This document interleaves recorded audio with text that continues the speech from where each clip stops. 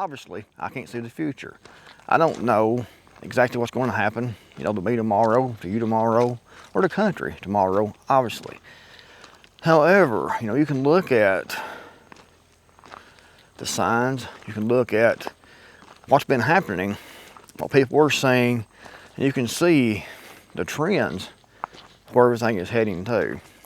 And right now, and I hope I'm wrong, I really hope I'm wrong about this, and I ain't the only one saying this, other people saying the same thing also, and I hope they're wrong, because it's not good.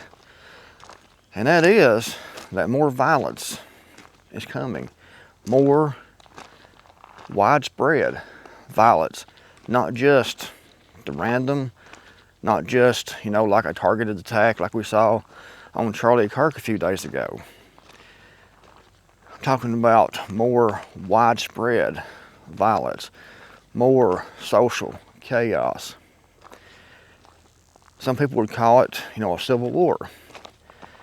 And it won't be, in my opinion, if this does pop off and expand into more violence, and it looks like that's what's going to happen, and that won't be like the last Civil War. People talk about the coming Civil War. I've been talking about this, you know, for a long time and expecting this to happen for a long time. But it won't be like the last one. It won't be, you know, like North and South. I can't breathe today because of all the allergens. Sorry, guys. It won't be North and South lining up with both withstanding armies. It will be more like guerrilla warfare, an insurgency, a revolution. That's what it's going to be. It's going to be more like that. And that is horrifying if you really think about it. But it definitely seems like that's where we're heading, because we have a huge divide in this country, and it's definitely not getting any better. This divide seems to be widening. And instead of just disagreeing and pointing fingers, now people are shooting each other, murdering each other, assassinations. And as we've seen from, you know, the rioting and the looting before, it doesn't take much to get large groups of people really stirred up to enough to do widespread crime and violence. And I think this Charlie Kirk thing that happened, his murder, his unfortunate murder, assassination, is definitely added, you know, some gasoline on the fire. And it doesn't seem like it's really dying down. I mean, it might, but it doesn't really look like it. But not only that, you know, it's been escalating for a long time. It's been brewing for a long time. And we're seeing just more random crime, like the murder in North Carolina of the Ukrainian refugee girl. I seen on another report of a guy that chopped another guy's head off with a machete. I mean, if you get into the daily news and look at all the murders and crimes and things, it's getting worse and worse and worse as far as the violence goes, it seems.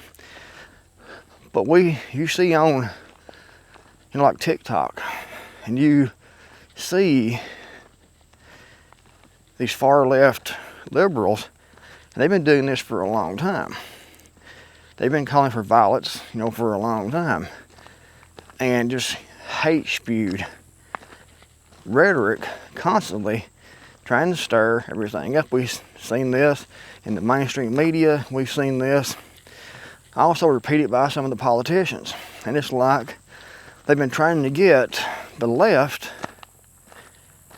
to go off, to explode, to start doing things like assassinations, murders, terrorist acts here in the United States. And now we're seeing that they're actually doing it, and people on the right are pushing back. And people on the right now are talking about civil war. They're talking about, come on, let's go. So we have two sides that are definitely definitely divided completely. And it's not going to be fixed. They're not going to come back together. It's not going to happen. This country has been fragmented into 2 different sections. It's like living in 2 different countries. It's one over here, and this one over here. You know, some states, some cities are worse than others, are more divided, are more against this political viewpoint, religious viewpoints than other places are. But we're severely divided. A country this divided can't stand, in my opinion. You know, we've all heard that diversity is the key to our strength. And I see bullshit to that. It definitely isn't. It isn't the key to our strength here in the United States. Diversity is another word for division. And that's what it's turned into, is they've used a lot of the diversity to cause more division. And there's no remedy to this, there's no fix to this. Political right, political left is not going to come back together. They're not going to meet in the middle, because one side seems to be completely off their rockers, completely gone, completely a lost cause.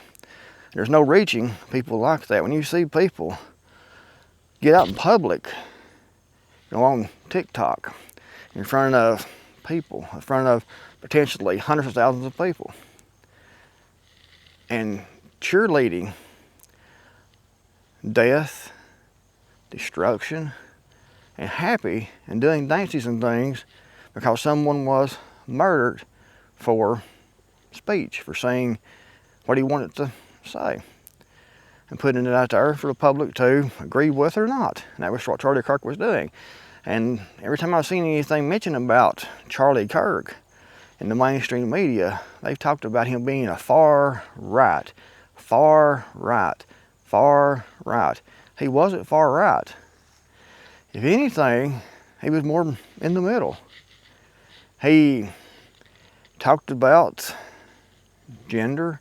He talked about the Second Amendment a lot, but he was pretty much in the middle. He was pretty much on the Republican platform. He supported Donald Trump. He supported Israel until just, a little while back, and he started talking some things about Israel that Israel probably didn't like, and a lot of people didn't like. So that might have got him in some trouble. I mean, I don't know. I have no way of knowing that. But he was pretty much mainstream. And they called him a fascist. They called him a Nazi. They called him all kinds of horrible things in the media, in the news. And they get these lunatics stirred up to do what we saw, to do an assassination, to do violence, to do terrorist acts. And it happens. We've seen this happen with, school shootings. We've seen this happen with all kinds of different acts of violence over the last few years in the United States. And it's expanding. And now I'm seeing the right, instead of saying we need to find some common ground, we need to all calm down, we need to try to figure out how to work this out together. Now we're seeing the right realizing that that's not going to work. Not going to be able to work it out. There's no coming together, in my opinion, and that's the opinion of most people I've talked to and people I'm seeing online. There's no coming together. There's no middle ground with these people because it's too far over here and too far over here. There's no coming together. The country's completely divided. So we see, like I said, the political right, the Christians, conservatives, people who believe in the Constitution, believe in freedom, and they're saying, well, there's no fixing this, so come on, let's go, let's get it on, come on, let's go. And the other side is saying the same thing. So they both think, they both hate each other. And some of it is definitely warranted because we see these mass shootings and assassinations and the things that other people are saying. So a lot of the hate and a lot of the being fed up and saying, come on, let's get it on, let's go, let's get it over with. I can definitely understand. But this country, is it going to come back together? We're all going to meet in the middle, and we're going to see this violence continue. And I think that this one might not do it, might not cause, you know, the right, political right to strike back at these people. But if things keep happening, then it probably will. You'll see the right start striking back on these people that have been striking toward the right. You know, Elon Musk, I was looking at a video. Elon Musk delivers ominous message at far right rally. They always say far right. Violence is coming and you either fight or die. But they always say far right. No matter if you don't agree with them, if you don't agree with their ideology, if you don't agree with their climate agenda, their transgender agenda, if you don't agree with all this, then you're far right. But anyway, let's try to listen to this, what Elon Musk says here in this video. But whether you choose violence or not, violence is coming to you. You either fight back or you die. You either fight back or you die. And that's the truth. I can't really disagree with that. You know, you got to fight back. You can't let violent, evil people, you know, take you out. So you need to expect extreme violence. Hopefully it doesn't come to that where you are, but you never know when it's going to happen where you are. I think we'll see it mostly in the cities, in the urban areas. It's where these things usually always explode at first, but who knows, it may be all over the United States before it's over with, because we're divided bigly, as Donald Trump would say. It's not getting any better. So you need to always be armed, always